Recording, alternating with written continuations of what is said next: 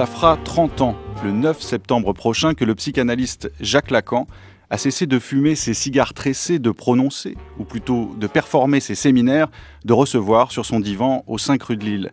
Mais force est de constater que sa pensée retorse et sa pratique iconoclaste continuent de hérisser les orthodoxes de tout poil et de susciter le transfert chez plus d'un animal parlant. Sans attendre le dit anniversaire, celui qui établit ces séminaires, le psychanalyste Jacques-Alain Miller, nous donne à lire cet été le livre 19e de l'enseignement du fameux docteur et le premier épisode d'une vie de Lacan où il est décrit non pas comme un modèle, mais bien plutôt comme un homme inimitable, un impatient, un obstiné, une exception. Et qui plus est, incandescente, autrement dit, un homme de désir. Bonjour Jacques-Alain Miller. Bonjour. Jacques-Alain Miller, vous publiez donc une vie de Lacan qui n'est, vous y insistez, pas une biographie. Et pourquoi donc n'avoir pas écrit une biographie ? Je vais vous dire, c'est pour une raison très simple, c'est qu'un psychanalyste, ça n'a pas de biographie, à mon avis en tout cas. D'abord, ça ne peut pas écrire une autobiographie et on ne peut pas vraiment écrire sur lui une biographie. Car en plus de la vie, dans ce cas-là, il y a l'inconscient. Et l'inconscient, est dans la vie, mais à côté de la vie. C'est une trame qui double la vie. Ça ne veut pas dire que c'est une vie rêvée, mais c'est une logique qui a une autre dimension. Et alors, normalement, quand même, un psychanalyste, ça croit à l'inconscient. Enfin, sinon, c'est un peu difficile. Et ça a fait une analyse. Bon. Et dans une autobiographie, il faudrait qu'il expose son analyse. Et croire qu'on pourrait le psychanalyser à partir de ses écrits, c'est complètement une illusion. Bon. Alors à part ça, bien sûr, on peut faire la biographie d'un psychanalyste comme pour n'importe qui, mais comme pour n'importe qui, c'est en fait impossible, parce que tout le monde a cette dimension de l'inconscient. Alors, j'aime bien lire les biographies, personnellement, et les autobiographies, mais ce sont des romans. Et je trouve que Soler, c'est tout à fait honnête quand il écrit ses mémoires. Il appelle ça roman. Oui, mais alors vous n'y allez pas de main morte, parce que vous dites qu'il y a évidemment cette trame de l'inconscient qui double l'existence de chaque sujet, mais vous allez plus loin dans votre vie de Lacan, vous dites que tout biographe est serf animé par une jouissance d'esclave. Écoutez, j'ai trouvé ça dans Lacan. C'est Lacan qui m'a fait réfléchir à ça. Il dit « tout biographe, en fait, est servile ». Et je pense que, alors là, il faut réfléchir pour savoir ce qu'il voulait dire, et je pense que le biographe se centre sur ce que Lacan appelait un signifiant maître, c'est-à-dire, là, un nom propre, et que le biographe, nécessairement, il est, lui, dans la position de l'esclave. Ça ne veut pas dire qu'il adule le sujet, mais qu'il est dans la dépendance de ce signifiant maître. Et pour Lacan, l'esclave, c'est aussi celui qui serait supposé savoir, et en l'occurrence, le biographe est supposé savoir mieux que le sujet, ce que ce sujet a oublié. Et je crois que ça n'est pas vrai du tout, c'est-à-dire qu'en fait, le biographe, souvent, il cherche la petite bête. Je le dis dans ce que vous avez pu lire, il cherche la petite bête et il ne voit pas ce que les Anglais appellent l'éléphant dans la pièce, c'est-à-dire la chose évidente qui passe inaperçue comme la fameuse lettre volée d'Edgar Poe. Et alors, Jacques-Alain Miller, vous avez préféré donc à une biographie écrire une vie et vous attachez surtout, comme jadis Plutarque, dans ces vies parallèles des hommes illustres, aux signes qui révèlent l'âme. Mais quels sont les signes révélateurs de l'âme de Jacques Lacan que vous avez d'emblée mis en avant, Jacques-Alain Miller ? Alors, je vais vous dire, je ne crois pas. Je ne suis pas sûr que Lacan ait eu une âme. Je ne suis pas absolument sûr non plus qu'on en ait une. En tout cas, je suis plus sûr de l'existence de l'inconscient. Si vous voulez, moi, je préfère dire une vie de Lacan, pas une biographie, parce que ça n'est pas du tout chronologique. Je ne cherche pas là cette cohérence, ce type de cohérence-là, j'en cherche une autre. Bon. Dans l'Antiquité, il n'y avait pas de biographie. En effet, il y avait plus tard que la vie des hommes illustres, et ce qu'il s'agissait de faire ressortir, c'était le caractère, c'est-à-dire tel que nous le lisons maintenant, c'était le désir. Bon. Alors, ça a repris à la Renaissance, ça a continué à l'âge classique, et puis au XIXe siècle, on a imaginé, parce que c'était l'âge de la science qui commençait, de faire des biographies scientifiques, et au XXe siècle, ça a été encore pire, si on veut, parce que dans le sillage de Freud, on a inventé la psychobiographie. Bon, alors, c'est d'ailleurs un grand problème qui a beaucoup préoccupé Sartre, c'est ça qu'il a aimé faire. Dans La nausée, Roquentin essaye d'écrire une biographie, psychobiographie, et puis il renonce, et puis Sartre sort à la Libération un petit Baudelaire formidable, et puis il fait son énorme Flaubert toute la fin de sa vie. Bon, alors moi je voulais faire une vie de Lacan, si je puis dire, dans l'esprit de l'Antiquité. Dans l'esprit, je vais dire ça, de Lucien de Samosate, qui est d'ailleurs un satiriste plutôt.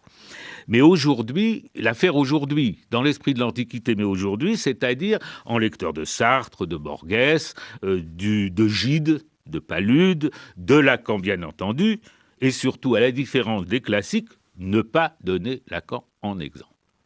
Mais alors à propos de Lacan et de ses traits révélateurs, sinon de son âme, en tout cas peut-être de sa personne, avec son âme et son corps, Jacques-Alain Miller, vous écrivez donc dans votre vie de Lacan, à propos de Lacan, donc, il était vous, il venait vous chercher là où vous étiez. Ah, c'est ça qui était formidable. C'est que d'un côté, il était lui à un point extrême, c'est-à-dire vraiment il ne ressemblait à personne. Cette exception. Et franchement, j'ai lu pas mal de biographies justement, j'ai l'impression que dans l'histoire, je ne vois personne qui lui ressemble. Bon. Si on avait une vie parallèle à faire, on la ferait peut-être avec Freud, ben, je vous assure, il ne ressemble pas à Freud. Et il le disait. Bon. Et en même temps, donc il était complètement lui, et en même temps, il allait chercher les gens, c'était un pêcheur d'hommes, c'est-à-dire qu'il allait au plus près de vous, et je le compare même à Zelig de Woody Allen, qui devient le personnage que vous êtes. Et donc, il vous comprenait tellement bien qu'il allait vous chercher, et puis il vous amenait progressivement, à partir de là où vous étiez, il vous amenait à sa pensée, il vous amenait à lui. C'était vraiment très fort. C'est un peu, avouons-le, ce que recommande Ignace de Loyola dans sa technique. Mais ça n'est pas dire qu'il était un jésuite. Il était aussi, vous savez... Il a eu des admirateurs jésuites qui suivaient assidûment son séminaire. Il y avait 12 jésuites dans son école et c'est sans doute pas par hasard. Hein. Ça devait être bien réfléchi. Alors... Si vous voulez, en effet, des signes révélateurs. Lacan était quelqu'un d'extrêmement vivant. C'était quelqu'un qui était en alerte, qui était à l'affût. Là, on me racontait tout récemment, on était avec lui voir les Noces de Figaro mises en scène par Strehler à l'opéra. Et ce que je ne savais pas, c'est que dès le lendemain, il s'était pointé voir son neveu Diego Masson, chef d'orchestre, et il a passé toute la journée à déchiffrer avec lui le texte et au piano la musique, parce qu'il disait, au fond, ce que j'essaye d'expliquer depuis 20 ans dans mon séminaire, pourquoi est-ce que c'est si clair dans les Noces de Figaro. Et puis après, il avait son mathématicien, donc qui dérangeait, pas jour et nuit, mais à n'importe quelle heure du jour et de la nuit, au point que la femme du mathématicien n'était pas ravie. Il faisait du chinois avec François Cheng. Il recevait des inconnus, des jeunes. Quand Audrey Hepburn, je ne sais pas si vous savez encore qui est Audrey Hepburn. Pour sûr. Alors, quand Audrey Hepburn a voulu le rencontrer, il était là. En mai 68, il invite Cohn-Bendit. Enfin, donc il y avait chez lui une pulsation. Toute une population assez bigarrée dans la salle d'attente du 5 rue de Lille. À propos des gens qu'il n'arrivait pas à attirer à lui aussi, Jacques-Alain Miller, vous écrivez dans cette vie de Lacan que vous avez écrit cette vie de Lacan, dites-vous, pour le rendre vivant pour vous qui après lui vivez. bien sûr, on pense à François Villon, Frères humains qui après nous vivaient, Oui, n'ayez oui, les c'est ma cœurs, référence. Oui, n'ayez c'est les le cœurs premier contre vers nous endurcis. le premier vers dans la littérature française qui m'a ému quand je suis entré en 6e, je crois, on étudiait ça. Et donc Oui. ça se termine, ce premier vers, par n'ayez les cœurs contre nous endurcis. Après, il est question de Dieu, mais Jacques-Alain Miller, est-ce qu'on peut adoucir le cœur de qui a déjà choisi de se prononcer contre le nom de Lacan? Oui, écoutez, je vais vous dire, Dieu bénisse ceux qui sont contre Lacan. Non seulement il ne me dérange pas, mais s'il n'y en avait pas, on s'ennuierait. Les personnes qui font l'objet d'un consensus général et d'une révérence Ou d'une indifférence? sont assommants. Et donc, je n'ai pas du tout l'idée de les convaincre ou de les adoucir. Peut-être, au contraire, ça va les endurcir. Alors je vous propose d'écouter tout de suite la voix de Jacques Lacan à propos de ses écrits au cours d'un petit discours à l'ORTF en 1966. Mes écrits rassemblent les bases de la structure dans une science qui est à construire. Et structure veut dire langage, pour autant que le langage, comme réalité, fournit ici les fondements. Le structuralisme durera ce que durent les roses, les symbolismes et les parnasses, une saison littéraire. Ce qui ne veut pas dire que celle-ci ne sera pas plus féconde. La structure, elle, n'est pas prête passée, parce qu'elle s'inscrit dans le réel, ou plutôt qu'elle nous donne une chance de donner un sens à ce mot de réel, au-delà du réalisme, qui, socialiste ou non, n'est toujours qu'un effet de discours.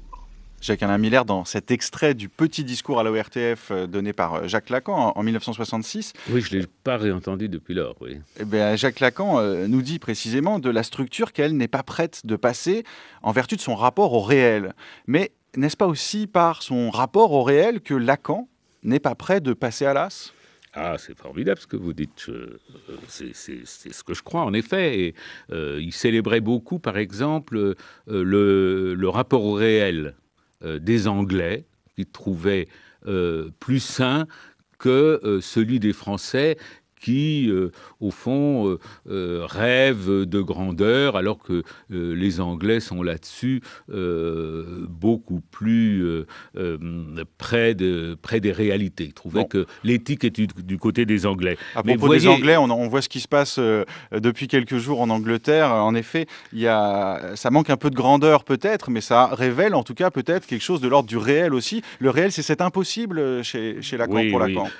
Écoutez, moi, je voudrais dire un mot, puisque vous m'avez fait entendre cet extrait. Vous voyez, c'est extraordinaire d'entendre ce phrasé, alors qu'il date d'une autre époque. On ne parle plus comme ça. Il y a même une amie un peu piquante qui avait une fois entendu Lacan et qui disait « c'est Chacha Guitry ». Bon. Mais il y a un phrasé, il y a un ton, mais Lacan avait beaucoup de tons. Là, il prend un ton de combat et d'assurance, mais il imitait les voix, il imitait à son séminaire, c'était un exercice même physique. Et au fond, alors remarquez que en plein structuralisme, au moment où c'est la mode partout, on n'entend que ça, et que lui, au fond, bénéficie de ce battage. Il dit tout de même, ça va passer comme une saison littéraire, et c'est exactement ce qu'on a vu, ça a duré un peu plus longtemps, et puis ça a passé, et ça ne lui tournait pas la tête. Alors vous parlez d'un ton de combat dans cet extrait du petit discours à l'ORTF de Jacques Lacan.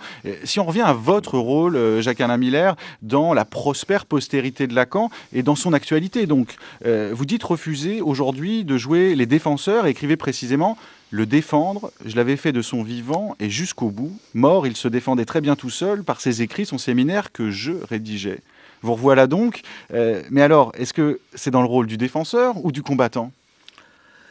Écoutez, hier, j'ai écouté attentivement cette même émission pour voir ce qui m'attendait.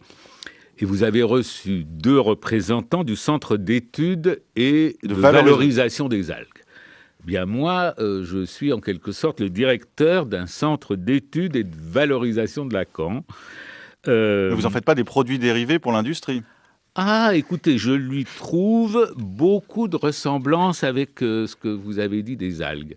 C'est-à-dire, voyez, vous l'avez dit d'ailleurs vous-même, les algues ont mauvaise réputation.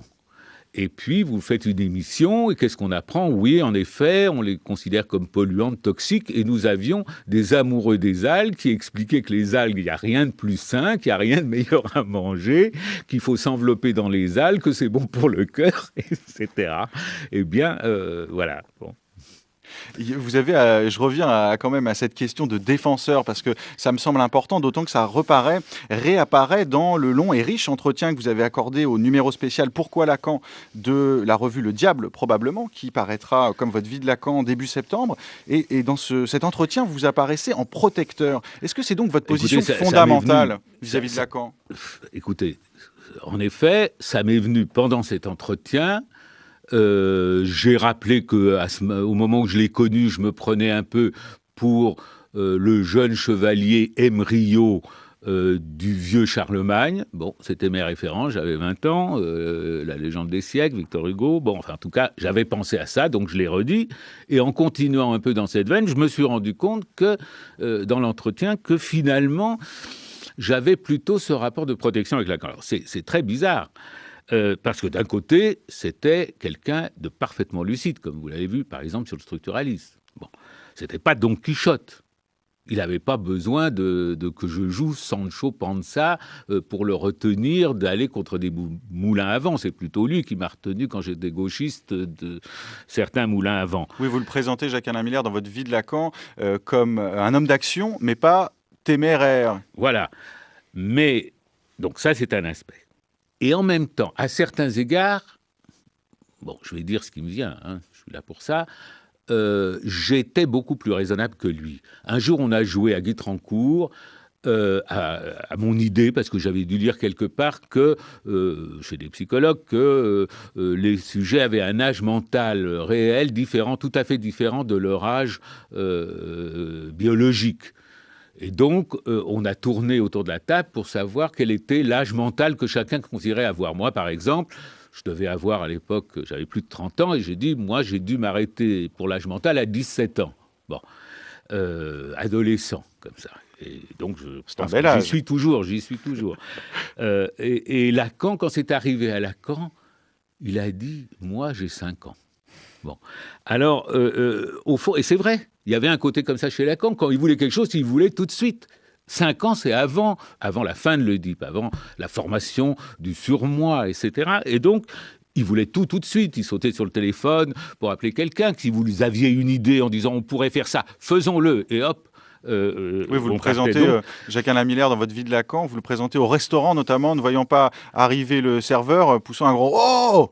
Oh, votre O est absolument inférieur. Je ne sais pas si je peux essayer à la radio et si j'arriverai à le pousser. Je n'arriverai pas, mais... Oh !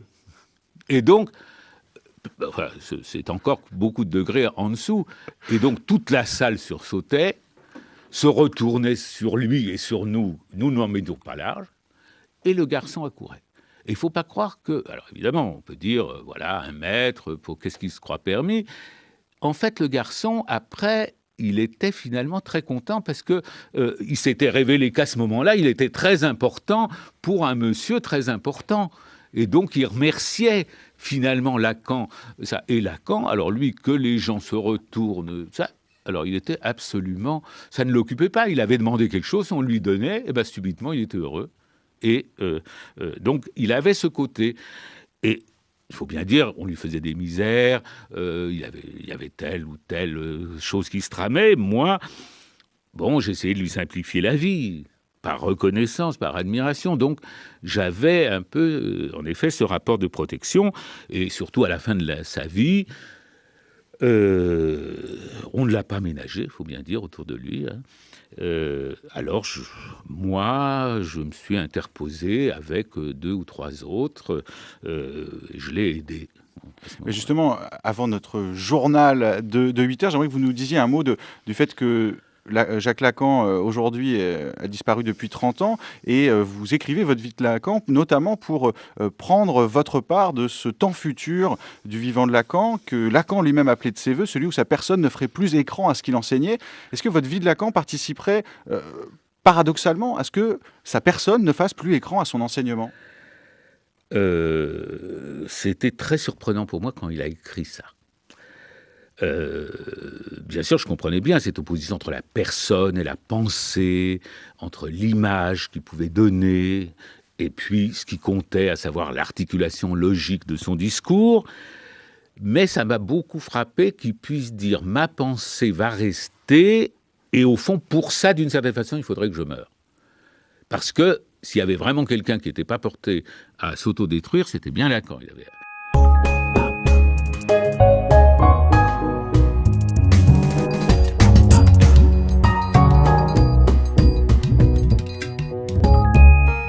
Deuxième partie donc de notre grand entretien consacré à Jacques Lacan, à l'occasion de la parution du séminaire 19 et d'une vie de Lacan, tous deux rédigés par Jacques-Alain Miller, qui est ce matin notre invité. Jacques-Alain Miller, je voudrais que nous parlions maintenant des honnêtes gens, ceux qui cherchent régulièrement à flinguer le docteur Lacan sous couvert d'éclairer le public. Vous les qualifiez vous-même d'honnêtes gens en référence à Alphonse Allais et cité en ouverture de votre vie de Lacan, ces modernes Zérini qui se sentent autorisés à dire n'importe quoi sur celui qu'elles poursuivent d'une haine-amoration implacable et éternelle. Pouvez-vous, Jacques-Alain Miller, à présent retirer la mouche de votre fleuret et peut-être porter les stocks, sabre au clair, et nous dire un mot et d'Alphonse Allais et de ses furieux experts? Écoutez, je voudrais bien vous satisfaire, mais je n'ai pas de sabre, j'ai une plume.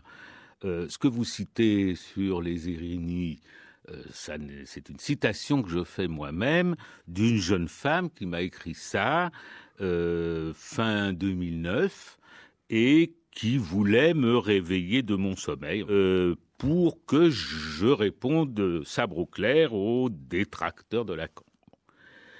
Mais ça n'est pas du tout mon point de vue. Évidemment, Lacan a blessé beaucoup de gens. Et puis il se venge.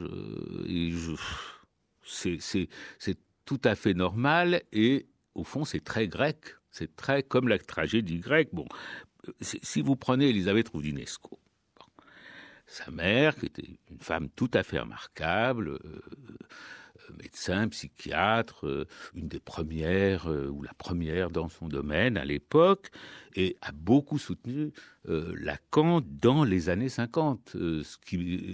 La personne qui m'a raconté ça, c'est Gloria, qui était la secrétaire de Lacan depuis 1949. Bon.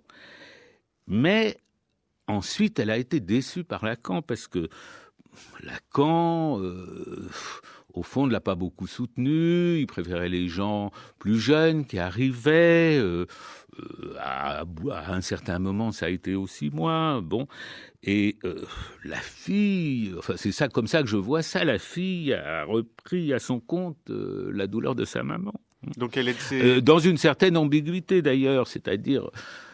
D'un côté, quand même, elle l'avait aimé, cette mère, et puis cette mère, ensuite, a été déçue par Lacan. Donc, au fond, je dirais, c'est très beau. Hein.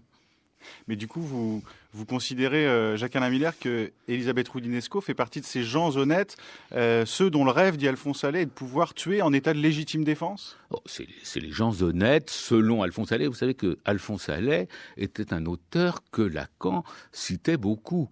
Alors moi, j'avais lu un petit peu d'Alphonse Allais, mais comme j'ai vu revenir son nom dans la bouche de Lacan, alors à côté de Cantor, le fondateur de la théorie des ensembles, à côté de Heidegger, etc., il y avait aussi Alphonse Allais. Ça, c'était le charme de Lacan pour moi, c'est-à-dire que c'était pas monocorde.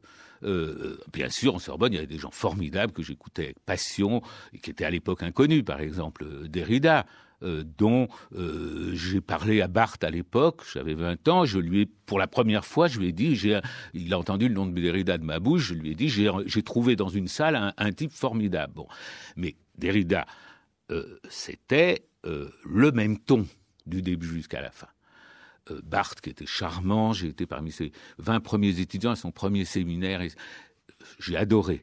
Mais c'était le même, doux, précis, etc. Lacan, vous pouviez avoir une envolée qui paraissait romantique, ensuite il passait du temps, un quart d'heure sur un petit détail de logique mathématique, et puis vous aviez Alphonse Allais qui arrivait, et puis brusquement ça débouchait sur une théorie de la sexualité, et tout ça. Alors, je comprends que les gens s'imaginaient que ça ne tenait pas ensemble. Or, ça tient parfaitement ensemble. C'est-à-dire que si on regarde de près, je suis amené à regarder ça ligne à ligne, la sténographie, mot à mot, et je découvre à l'occasion, alors ça part, au départ, je ne comprends rien. Je procède parfois comme un égyptologue, c'est-à-dire je prends un petit morceau que je comprends d'après la sténographie, n'est-ce pas, qui n'est pas, et puis un autre, et puis j'essaye de comprendre comment ça colle, et puis je vois apparaître en effet un ordre conceptuel extraordinaire. Et je dois dire, alors les gens se demandent comment ça m'intéresse encore depuis le temps. J'ai accumulé pas mal de séminaires qui ne sont pas encore publiés, mais que j'ai mis au point, et je suis en train de terminer le dernier des 25 volumes pendant cet été, en même temps que j'écris les différents épisodes de cette vie de Lacan, donc ça me fait beaucoup de travail pour l'été. Eh bien, je ne m'ennuie pas une seconde avec Lacan. Et heureusement, une fois que j'aurai fini cette série de séminaires, j'ai encore des conférences de lui éparses à établir, donc je n'ai pas fini de m'amuser. Alors avant qu'on parle précisément de ce nouveau livre, du séminaire qui va paraître d'ici quelques jours dans les librairies, vous disiez, Jacques-Alain Miller, que Jacques Lacan n'avait pas un ton monocorde. Et de fait, je voudrais qu'on dise encore un mot de la discordance des propos sur Jacques Lacan, parce que cette mauvaise réputation de Lacan, sur laquelle on a ouvert notre entretien tout à l'heure, est-ce qu'elle n'a pas aussi quelque chose de bon, considérant, comme vous le faites dans votre vie de Lacan, que les anecdotes lacaniennes sont toutes vraies, même celles qui sont fausses, en ce qu'elles convergent, dites-vous, à peindre l'homme de désir? Oui, je vous dis, c'est comme les algues, pour ce qui est de cette mauvaise réputation. Alors, c'est un homme, évidemment, qui avait des facettes absolument diverses, et même des figures parfois opposées. C'est comme la langue selon Ésope, la meilleure et la pire des choses, ou comme il a dit qu'on disait des femmes, le meilleur et le pire, et lui, il avait quelque chose dans sa position subjective de ce côté pas universel qu'il attribuait aux femmes. Et à l'occasion, il employait certains moyens typiquement féminins. Je mets ça entre guillemets, évidemment, parce que, au fond, il n'avait pas à jouer l'homme. Il était assez homme pour pouvoir, à l'occasion, chipper à l'autre sexe certains de ses moyens, entre guillemets, traditionnels, au moins selon Sacha Guitry, dont je parlais tout à l'heure. Bon. Alors, il y a un côté, évidemment, je crois que tout le monde a été, avec Lacan, comme devant un Rubik Cube. C'est-à-dire, on n'arrive pas à faire coller ça ensemble. Et Lacan disait lui-même, il avait une phrase que j'ai beaucoup aimée et réfléchie, qui était « les vérités, c'est comme des solides ». Ça veut dire ça a des faces, les vérités. La vérité, c'est pas toujours la même chose et la chose unique. Une vérité, ça peut être multiple. Et il mettait ça à l'œuvre, évidemment, on voit ça dans la psychanalyse, où quelqu'un vous dit un matin c'est tout à fait ça et le lendemain ça a pivoté. Il portait toujours un veston. Enfin bon, pas à la plage ou à la piscine, mais il portait un veston. Alors un jour, il m'a montré ce qu'il avait dans la poche de son veston. C'était un coup de poing américain. Il avait 70 ans. Et il ne sortait jamais, et même chez lui, il gardait le coup de poing américain dans la poche de son veston. Une fois d'ailleurs, on avait dû le retenir parce qu'il voulait aller casser la figure à quelqu'un avec ce coup de poing américain. Mais un jour, où je lui avais demandé d'écrire d'ailleurs une préface pour la pièce de Védékine, l'éveil du printemps, qu'allait mettre en scène mon amie Brigitte Jacques Wachman. Donc je suis entré, ce qui ne m'arrivait jamais, je suis entré dans sa chambre à coucher à la campagne. Et là, posé sur la table de nuit, je vois ça encore, je vois le coup de poing américain et une figurine des 3 petits singes Vous voyez, les singes, l'un qui se bouche les yeux, l'autre les oreilles, le troisième qui se ferme la bouche, ce qui veut dire ne rien voir, ne rien entendre et ne rien dire, et qui est un symbole de la sagesse orientale. Donc d'un côté, et alors là je lui ai dit, tiens, je lui ai fait une remarque, tiens, vous avez ça. Ah, il dit, je ne quitte jamais. Donc il avait donc dans sa poche à la fois le coup de poing américain, deux symboles, le symbole de la sagesse orientale et le symbole du pragmatisme américain. Eh bien, voilà, c'est Lacan, quoi. Jacques-Alain Miller, vous nous parliez à l'instant à la fois de l'actualité éditoriale de Jacques Lacan. Vous établissez ces séminaires et vous nous dites avoir terminé d'établir tous les séminaires de Lacan. Le dernier, je suis en cours. Hein. Là, il est un tout petit peu ralenti par la vie de Lacan. Et en tout cas, il y a le livre 19 de son séminaire oui. Qui paraît en librairie le 25 août. Quelle est la Stimmung de ce séminaire 19, c'est-à-dire ce qui fait son sel, sa singularité ? À mon avis, c'est la phrase qui sort à un moment, il y a de l'un. Il y a de l'un. Du 1. Le chiffre 1. Bon. C'est ça le pivot. C'est un séminaire très surprenant qui marque, en fait, si on sait le déchiffrer, un tournant dans son enseignement. Parce que c'était celui qui avait inventé... Je ne sais pas si vos auditeurs sont au courant, mais enfin, le grand autre, le lieu de l'autre, qui faisait beaucoup appel à la dialectique. Et au fond, c'est le séminaire où il fait apparaître la fonction déterminante du 1, et y compris dans la sexualité. Ça, c'est vraiment une nouveauté complète. Et c'est pour ça qu'il dit, en même temps, le rapport sexuel n'existe pas. Bon, au niveau de l'inconscient. On appelait ça dans la psychanalyse, on avait vu ça, Freud avait vu ça, il appelait ça l'auto-érotisme, et puis c'était supposé être dépassé ensuite. Et au fond, il est apparu à Lacan que la jouissance inconsciente, c'est pas la jouissance de l'autre, du corps de l'autre, etc. C'est la jouissance de ce qu'il appelle une fois, mais je trouve que c'est une catégorie essentielle, l'un tout seul. Et que ça donne une clé extraordinaire pour comprendre même le régime de la sexualité à notre époque. Pourquoi, au fond, d'abord, maintenant, c'est à chacun son truc, à chacun son mode de jouir. C'est pour ça que ça n'est plus compréhensible que les gays, les lesbiennes, etc., n'aient pas le même, que leur jouissance soit considérée comme moins valable par l'État que les autres. Bon. Mais c'est aussi une façon de comprendre pourquoi aujourd'hui le modèle addictif des activités est partout présent. On vous explique que vous êtes addictif de l'ordinateur, de l'iPhone, de Facebook, etc. C'est-à-dire, c'est le modèle de plus en plus de la jouissance de l'un tout seul. Alors, pour terminer notre entretien, Jacques-Alain Miller, vous me tendez une perche en me parlant de l'addiction, du virtuel, de Facebook, des réseaux sociaux. J'avais envie de vous poser une question sur l'actualité politique de la psychanalyse lacanienne d'aujourd'hui et vous demander tout simplement, aujourd'hui, Lacan, combien de divisions ? Et je crois qu'il y a des divisions notamment sur le net. Écoutez, là, vous voulez terminer sur une référence Staline, puisque c'est Staline qui avait posé la question, le pape, combien de divisions ? Bon, c'est vraiment, c'est dur pour moi de répondre à une question. À l'école de la cause freudienne n'est sans doute pas le Vatican. Oui, alors, si vous voulez, je crois qu'objectivement, non pas telle ou telle école, mais que les psychanalystes qui, dans le monde, se réclament de Lacan, sont plus nombreux que les psychanalystes, entre guillemets, orthodoxes, ceux qui sont rattachés à cette association internationale qui a excommunié Lacan. C'est tout de même un succès, n'est-ce pas ?